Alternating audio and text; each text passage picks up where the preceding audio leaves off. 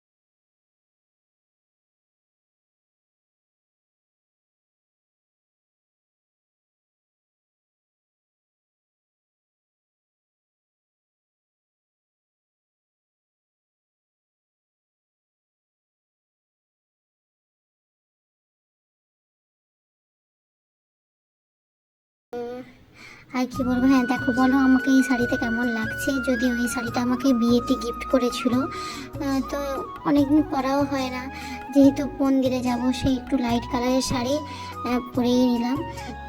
তো এবার রেডি হয়ে যাব, তো চলো দেখতে থাকো।